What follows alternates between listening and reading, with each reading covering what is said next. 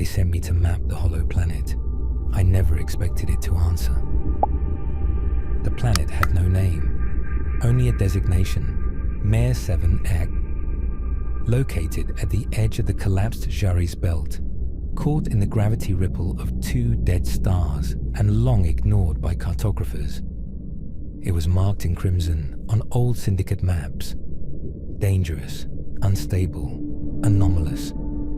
Perfect for someone they considered disposable. Perfect for me. I had nothing left to lose. The war had shattered my unit, scattered us across starless voids, and left behind only whispers of who we used to be. Exile wasn't punishment. It was a last chance. A sentence with no walls. The Federation Tribunal wanted my name erased, my past classified and sealed. But the Explorers Syndicate had another idea. One final job. One mission no one else would take. A silent agreement. Travel to Mare 7X. Descend into its inner strata. Map the echo layers. Record crustal shifts. And return without questions. No interference. No transmission logs. Just clean data. They said the planet was hollow, not metaphorically, not geologically curious, but impossibly hollow. Deep scans returned ghost patterns, conflicting seismic echoes, shapes that shouldn't form under known physics. Sonar didn't reflect. It bent, warped, doubled back like memory misfiring. Whole strata dissolved under analysis, then reappeared days later in different configurations, as if the planet moved only when unobserved, as if it responded to attention. They needed more than a scanner. They needed a body, a mind, something to go inside and try to comprehend the incomprehensible, something they wouldn't miss if it didn't come back. I arrived alone. The first thing I noticed was the silence. Not the silence of airless worlds, but something worse, like sound had been bled out. My boots didn't crunch on dust. My breath didn't echo in my helmet.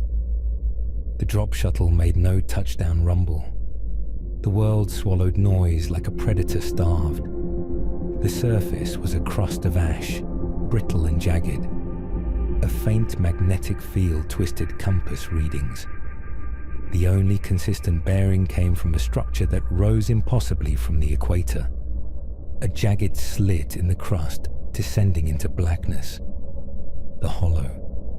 They told me not to go in, just scan it. Chart surface tremors. Leave.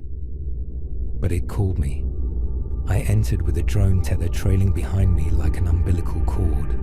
Acoustic anchors clutched in one gloved hand, and a compact reverberation chamber strapped tight to my back. An experimental rig designed for subterranean resonance mapping.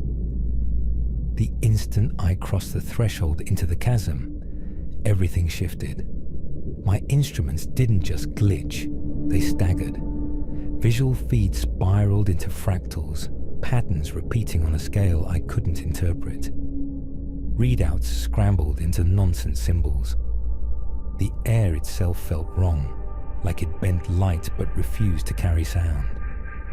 The environment turned impossibly recursive. Twisting tunnels folding back into themselves, shadows that cast no origin, gravity pivoting and realigning by unpredictable degrees. The walls weren't constructed or carved, they were layered, strata upon strata of something older than any geology, like compressed memory fossilized into matter. It felt like the inside of a thought, too old to be yours, or too vast to belong to anything living. And then, a sound, not heard, felt, like pressure behind the eyes, like remembering a nightmare you didn't know you'd had, a scream beneath thought. 3 days in, I lost the drone. It didn't crash, it disappeared. One moment it was there, hovering just ahead, mapping the echo walls, and the next, it simply ceased to exist. Not with a flash or sound, not with a warning, One frame it existed, and the next it was erased. The tether went slack, and when I reeled it back in, it wasn't cut. It was withered, not frayed from stress, not melted from heat, but aged, like it had endured 100 years in the space of a second. Time had brushed against it, and time had not been kind. On the 5th day, my voice recorder betrayed me. I played it back expecting logs, analysis, and my own measured thoughts. But instead, I heard my voice say things I never recorded. Perfect cadence, perfect tone, but utterly foreign words. "I am the hollow between thoughts," it whispered. "I remember you from the fracture." The device was secure. No remote access, no AI playback functions, just a recorder. And yet, it had become a mouthpiece for something else. I didn't sleep after that. Couldn't.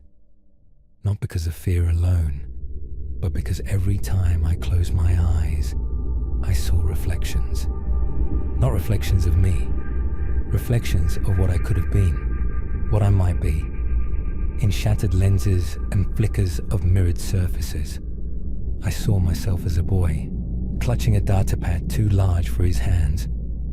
Then, as an old man with hollow cheeks and sunken eyes. Then as a figure altogether alien, skeletal, with no eyes to speak of. A grin stretched across a lipless jaw. It watched me with no sight and knew me without knowing. The hollow wasn't terrain. It wasn't a zone. It was aware. Not like a person, not even like an animal, but like a memory that resents being forgotten. It observed. It calculated. It measured. I had trespassed. I had spoken to it. Or worse, I had let it speak through me. I found the chamber on the 9th day. There was no architecture to greet me. No mechanical thresholds or ancient runes. Just an aperture in the fabric of space itself. An opening shaped like grief, like a tear pulled too wide by time. When I stepped through, I entered a void far larger than the planetary shell should allow, as if the planet's interior were an illusion barely holding back another cosmos. Above me shimmered constellations that had no name. Below me, a sea that glowed faintly, not with light, but with awareness. Both the sky and ocean felt performative, like dreams of the elements rather than their substance. It was a paradox given form. And at the center, a structure. Not built, but grown. An obsidian organ, coiled like a lung carved from darkness. It didn't breathe air. It breathed memory. Each pulse resonated through me. It didn't just sink to my thoughts. It anticipated them. The closer I stepped, the more the world shimmered, unraveling into fragments of a past I couldn't recall, but felt deeply familiar. My visor glitched. The display fuzzed with recursive data loops. And then it spoke. "You are the echo returned. You are the voice that cast the first forgetting."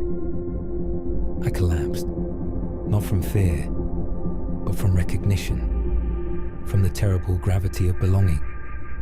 It showed me the war, not just the one between the Federation and the Syndicate, but conflicts older than language, wars waged when Earth still turned beneath a living sun, and oceans knew the names of stars. Back then, humanity had reached too far, pried open doors older than existence, and found things that should never have been known.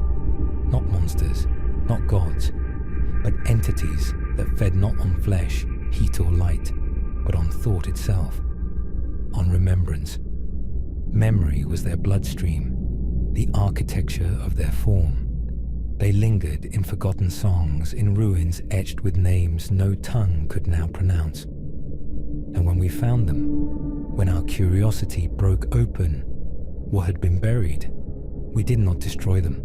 We couldn't. We only pushed them away, into dead moons riddled with false gravity. into collapsed timelines buried beneath paradox, into hollow planets like Maya 7X, where the laws of perception erode. We didn't kill them. We only sealed them in the folds of memory and hoped we would forget. We sealed them in memory, but memory leaks. I had opened the seal. I tried to leave. The hollow had changed. Paths led back to themselves. Gravity inverted. My own logs looped, entries playing out of order. I saw myself walking ahead, then behind, then watching me sleep. I was becoming the hollow, or it was becoming me. I sent a final beacon, a burst transmission through a filtered graviton pulse. Encoded in metaphasic static, it will reach you warped, tangled, incomplete. But listen, do not map Maya 7X. Do not trace its thoughts. Don't dream of it. Because once it knows you, it remembers. And what is remembered can return.